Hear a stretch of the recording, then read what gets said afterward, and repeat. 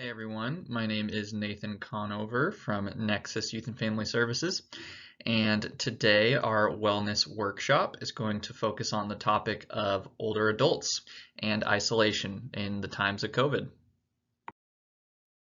Something that is often overlooked is the rising number of older adults, that is, adults in the elderly population, who have significant mental health challenges.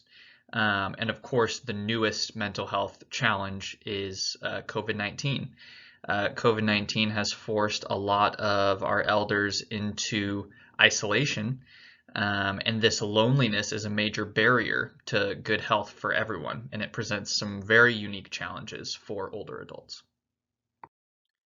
Because COVID-19 has forced so many social gatherings and social aspects of life and kind of put those on pause, this has disproportionately affected older adults who rely on these social programs and community activities.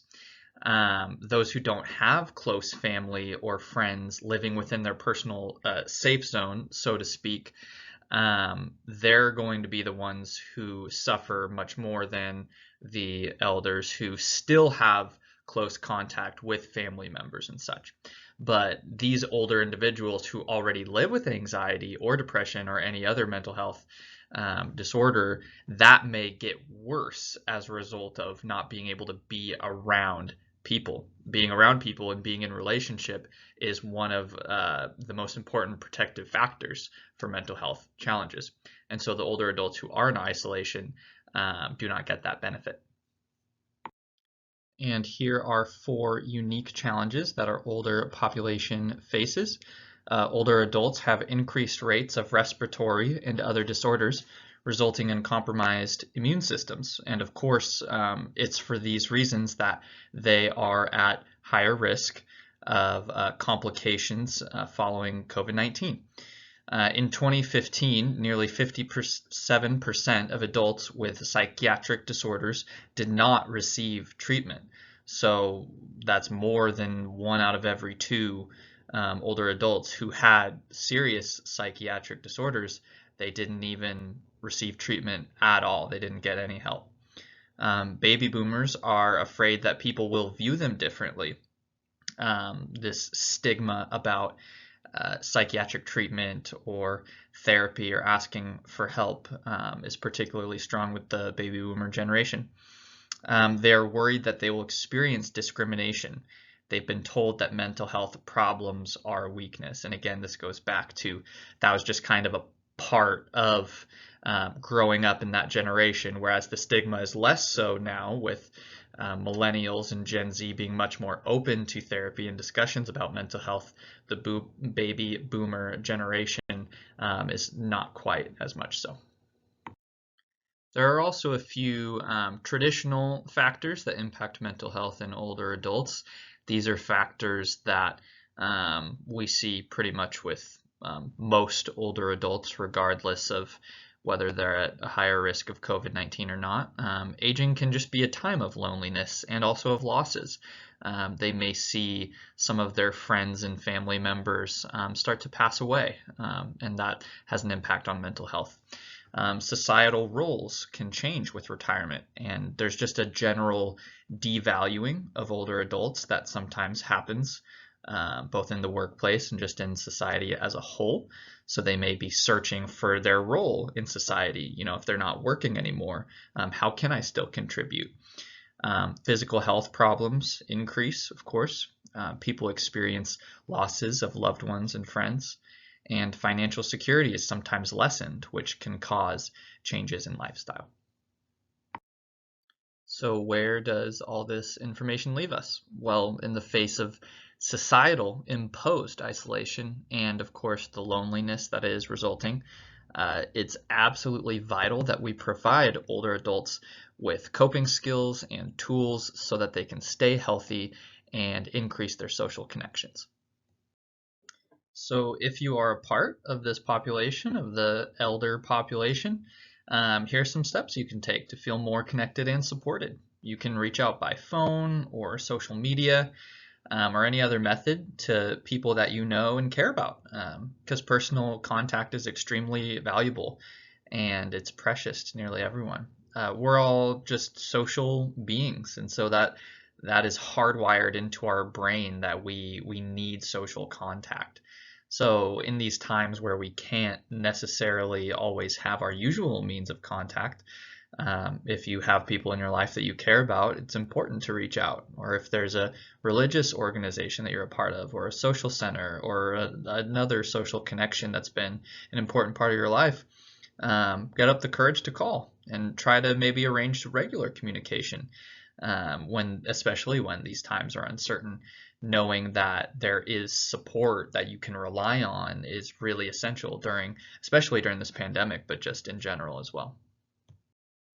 And what else can you do just for yourself? How can you really help out with that self-care? If you feel that you don't have relationships, there are several opportunities for building new ones. So sit down and just make a couple of lists. First, make a list about your interests. What are they? List them out. What do you enjoy doing, or what type of people are you most comfortable around? Now, next, make a list about your social strengths. Are you more comfortable talking to new people and just putting yourself out there, or are you an easy conversationalist, or do you just find people interesting and you really like having that one-to-one connection? Next, you can make a list about your social challenges.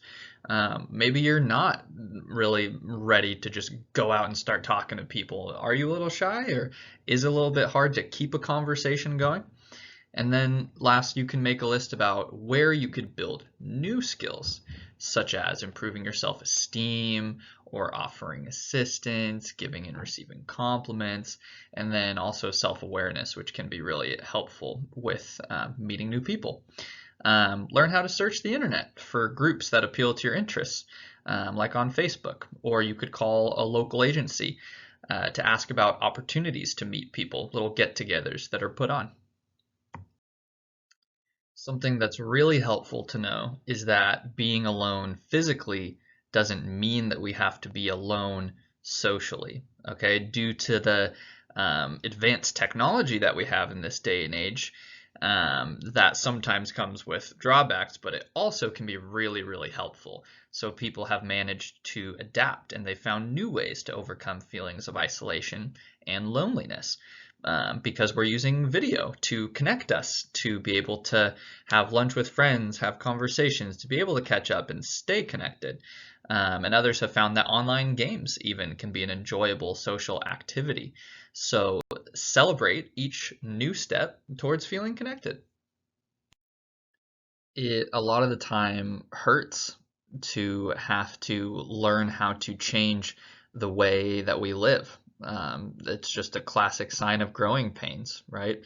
So loneliness hurts, and humans experience loneliness in the same area of the brain that we experience physical pain. So emotional pain is pain. It's hard, and it can feel overwhelming to try to build new connections in these new ways that maybe you haven't tried before. But when you're able to do that, it's completely worth it. So don't get stuck in this mentality that you are alone, because you don't have to be.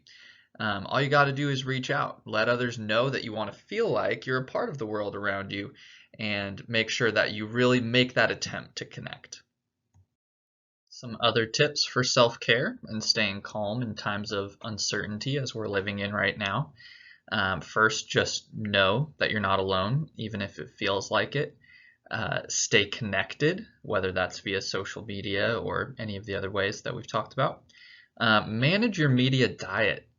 This can be really important as we find ourselves constantly looking at a screen, right? Checking Facebook, checking the news. Sometimes it can just be all doom and gloom. And so sometimes taking a break from the phone, taking a break from the computer can be really helpful. Knowing the facts, sticking to a routine, not just living in chaos. Making healthy choices, whether that's with your diet or with exercise or the people that you spend your time with. And just remembering that this is temporary. If you are watching this and you are local, as in you're in Amador County or one of our surrounding counties, here's some local resources for you as a senior. First one is the Ione Police Department has the You Are Not Alone community outreach program with the phone number for you to call right there. The Amador Senior Center has a lunch program. It's a drive-through service over on New York Ranch Road in Jackson, where you can receive a freshly prepared hot lunch. And this happens every weekday. You just have to make a reservation by 9 a.m. on that day, and the number's right there. Meals on Wheels, Common Ground Senior Services, home delivered meals. So if you're not able to leave the house, that's a good program for you. Interfaith Food Bank, which is a food distribution and hot meals. Motivate Personal Fitness Academy if you need to get fit. So there's online classes that you could even do from home. Made in Amador is like crafts and flowers and wreath kits. They can deliver those to your home, or you could pick them up if you're able to leave the house. Ridge Road Garden Center. You can order over the phone, or there's drive-through. And then there's a senior social if you just want to get out the house and meet new people. Some resources for you.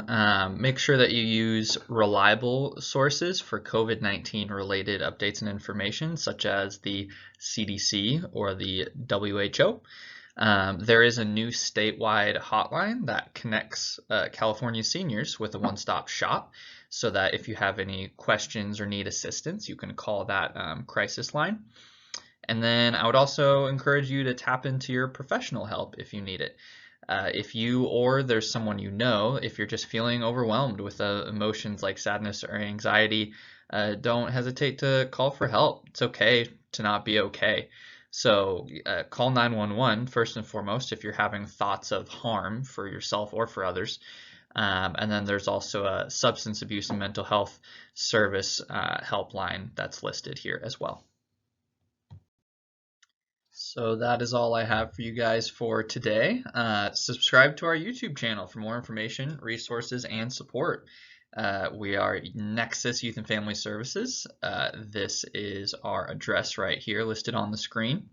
And again, my name is Nathan Conover, one of the MFT trainees over here. And I hope this information has been useful to you. Make sure you like and subscribe. Thanks.